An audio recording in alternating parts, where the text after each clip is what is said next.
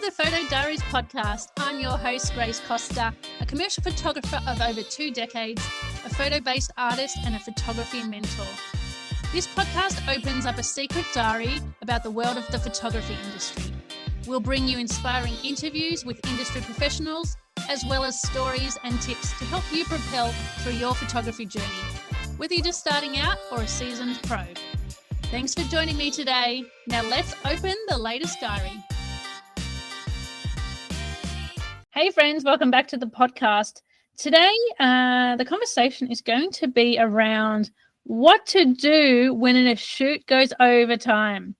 So today I'm specifically referring to events and things like that, where they could be quoted based on time on site.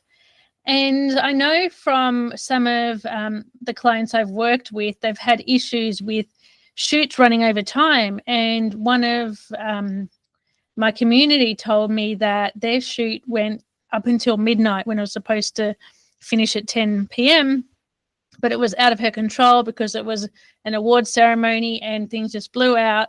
And she felt like she had to stay there and keep shooting, and nobody came up to her and communicated anything to her, and she didn't know what to do.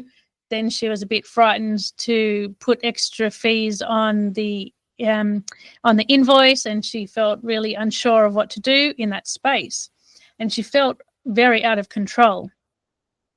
So the way I would prevent something like this happening is, firstly, when you quote for the job, and if you are quoting per hour, or even if it's half day or full day, whatever you want to do, in the terms and conditions, just on that quote, it can say something like, this is based on your request for 3 hours of coverage from 6 till 9 p.m.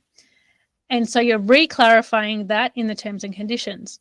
Then you would put in your contract, under deliverables, not under deliverables, under timings, or project schedule. Sorry, that's it. I was trying to memorize my my contract. Under project schedule, you'll put the timings again that were requested for this event to cover X, Y, and Z.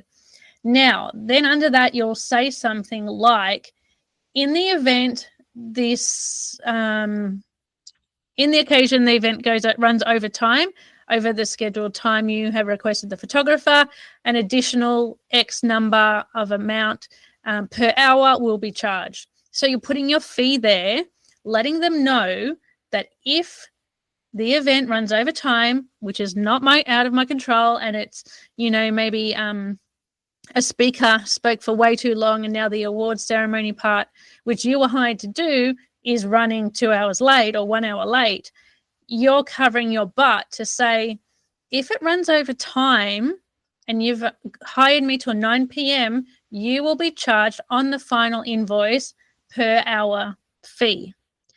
This must be, what's the wording I use? I say something like, this must be approved by the contact person on the day of the event.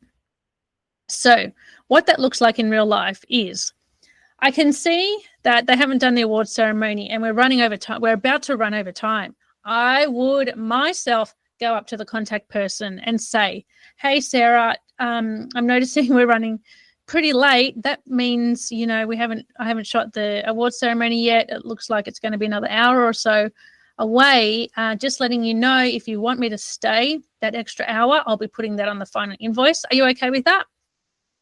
And then it's super simple. She'll say, yeah, for sure, no worries. Yeah, sorry about that, Grace.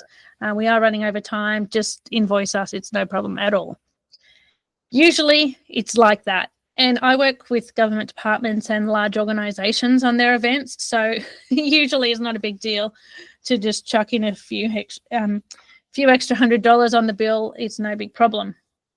And I think you feel comfortable that you've communicated in the pre-arrangement. So before they booked you, you've communicated the boundaries and the terms and conditions.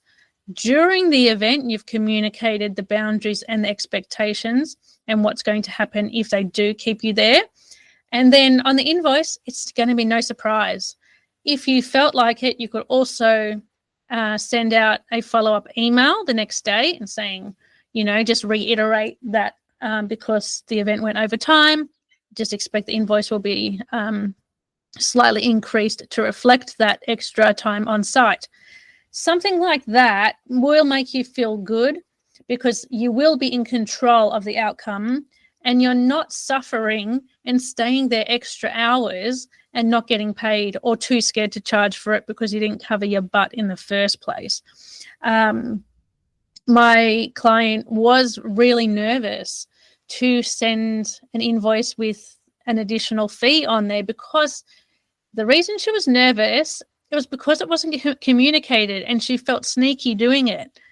And if you do those things I mentioned previously, you won't feel sneaky because it's expected. You've communicated clearly right from the beginning. And this is super important, whether it's an event or branding or headshot session or whatever it is. If it's time-based and you're charging based on times or hours on site, that's what you should do. So, super short one. That's all I wanted to tell you today. So it's a good one. And please sign up to the mailing list. I have some great things coming up. I've got some small group coaching coming up that I will let you know about. I've also got the Lightroom workshop is going to be available as a paid recording. So that's great because a lot of people loved that class. And all other things are coming up. I'll let you know through the newsletter. So sign up there. The link is in the show notes. And I hope you have a wonderful day. See ya.